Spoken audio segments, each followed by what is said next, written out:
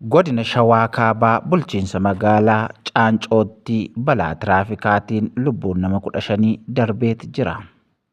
Balaan kun konkolaataa fe'umsaa gosa yuudii ta'ee fi abbaa duulaa deddeebisaa uummataa ka'umsa aanaa warra jaarsoo magaalaa Qarree Gowwaa irraa gara magaalaa Finfinnee imalaa ture walitti bu'uun balaan dhaqqabsiisedha.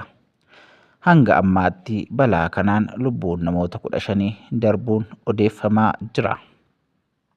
Namoonni lubbuun isaanii darban 15 battaluma bakka balaan itti mudatetti du'uun isaanii kan mirkanaa'e yoo ta'u, namoota miidhamanii ammoo hordoffii ogeessota fayyaa argachaa jiraachuun hojii gaggeessaan hospitaala waliigalaa Caancoo obbo Taamiraat Kumsaas dubbataniiru. Egaan balaan tiraafikaa yookaan immoo balaan konkolaataa baay'ee heddummachaa jira.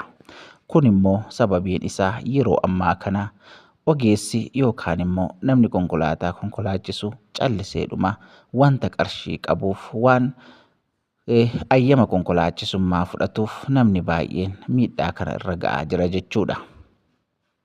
Qaamni dhimmi isaa ilaallatu dhimma kanarratti akka hojjechuu qabu gamanumaan dhaamna. Sababiin isaa ogeessi yookaan immoo konkolaachisaan tokko dura osoo hin konkolaachisiin yookaan immoo osoo ayyama konkolaachisummaa hin fudhatiin ga'umsa gonfachuutii qabu gonfatee dursa sirriitti erga mirkanaa'ee booda ayyama sana fudhachuutii qaba.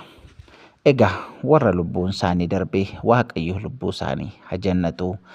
Warri kana booddee immoo ogummaa kanatti adeeman sirriitti leenji'anii baratanii fudhachuu akka qaban gamanumaan dhaamna. Waaqayyo maatii fi akkasumallee firoottan isaanii haa jajjabeessu jennaa. Yeroo gaarii qabaadhaa.